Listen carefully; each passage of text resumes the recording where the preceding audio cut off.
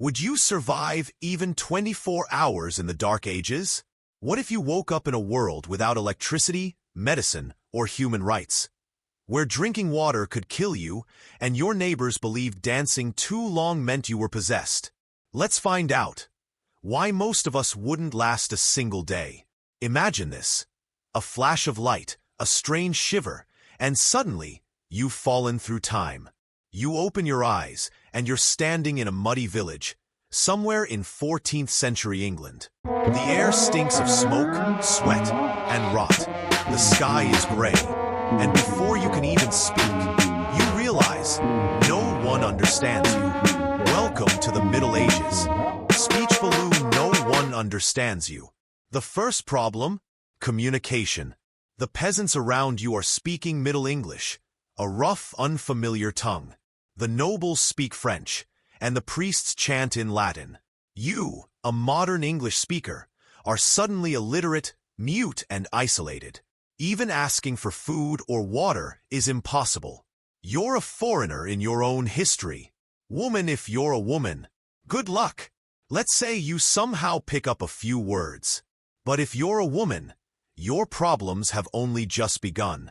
The medieval world believed women were morally weaker, born from Eve, and forever needing control.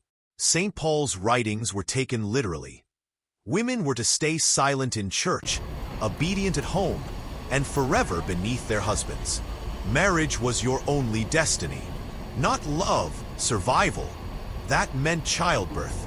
No hospitals, no anesthesia, no hygiene. Giving birth was so dangerous that 1 in 5 women in 15th century Florence died in labor. It was common for women to write their last will before going into childbirth. For the rich, the pain was gilded with luxury. For the poor, it was agony in the dirt. But no matter your wealth, death came for both. Baby, early life, early death. If you were born, you had to beat the odds from day one.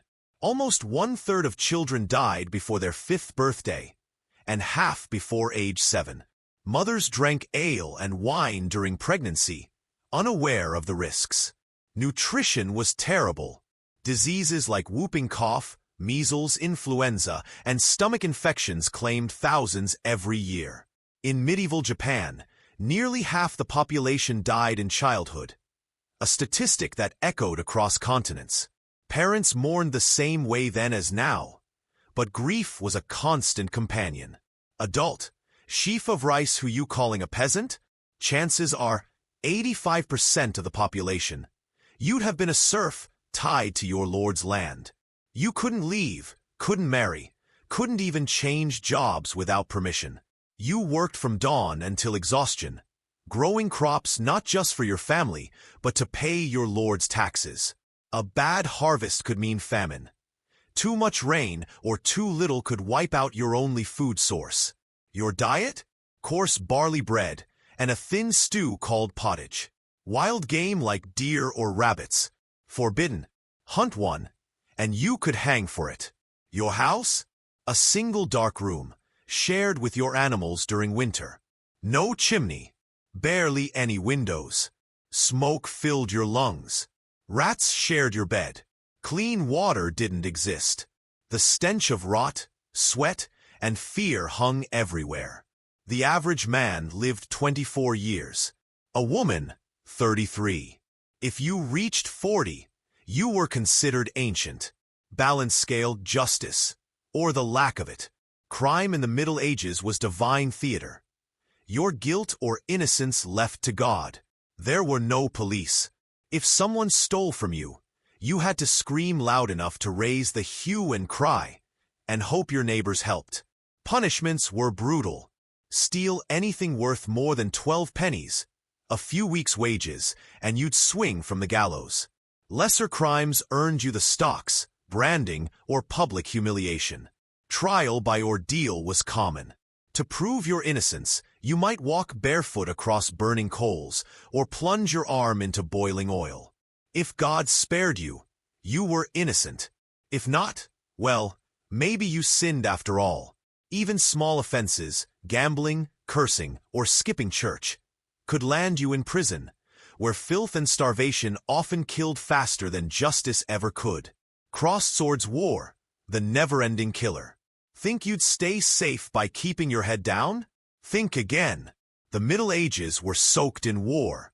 Between 500 and 1500 AD, there were over 370 major conflicts, from endless feudal feuds to the Crusades. If you were a peasant, you didn't get to choose sides. Your lord did. When he went to war, you followed, or died trying to refuse. You fought for 40 days a year. If you survived that long, if everyone left to fight, no one would farm, and the nobles would starve. So most armies were poorly organized, hungry, and desperate. Even noblemen weren't spared. 1 in 3 died in skirmishes or battles. For commoners, no one bothered to count. During the First Crusade, 90,000 people died in a single siege. Over the centuries, between 1 and 3 million perished in the Crusades, and up to 40 million during the Mongol invasions. War was not glorious. It was a plague that marched on 2 legs. Let's say, against all odds, you're rich. Silks on your back, gold on your table, servants at your call. You eat like a king, but even that might kill you.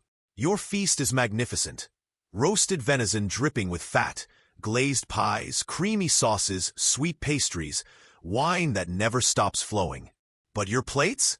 They're glazed with lead oxide, a deadly heavy metal that dissolves into your food every time you eat something salty or acidic.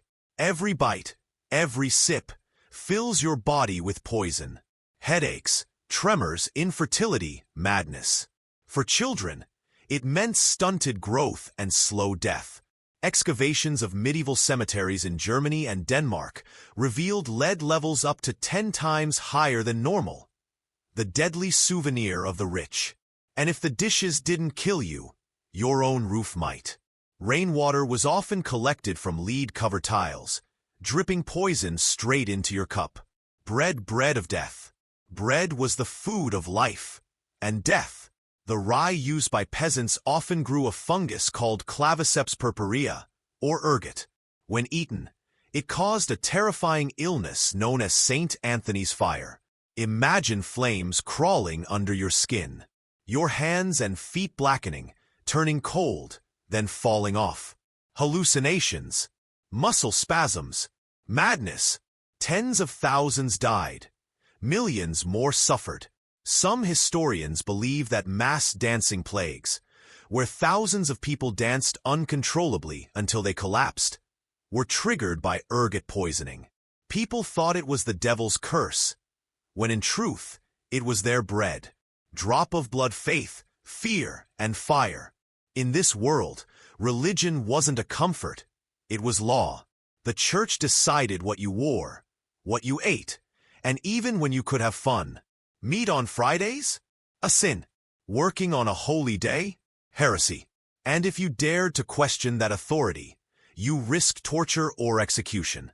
Confessors, inquisitors, and zealots roamed across Europe, rooting out evil wherever it hid, sometimes in your neighbor's gossip, sometimes in your own thoughts.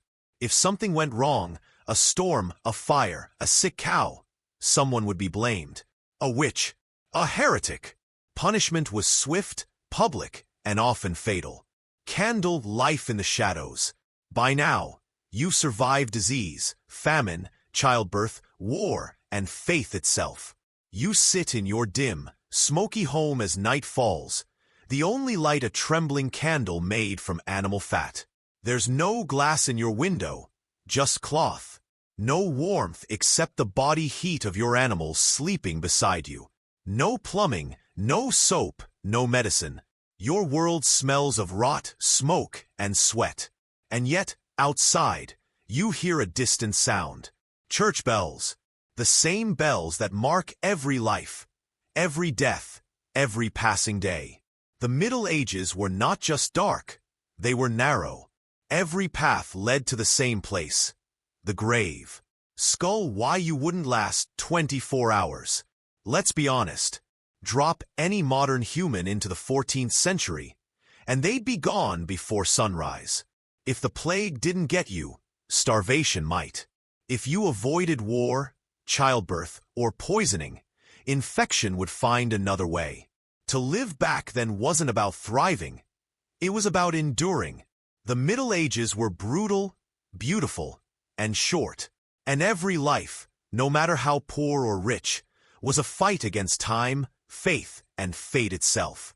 So next time someone tells you they were born in the wrong century, remember, in the Dark Ages, even surviving the day was a miracle. Clapperboard, thank you for watching Medieval Madness. If you enjoyed this journey through history's harshest age, subscribe for more tales of the strange, the tragic, and the unbelievable past. Until next time, stay alive, if you can. Cross swords,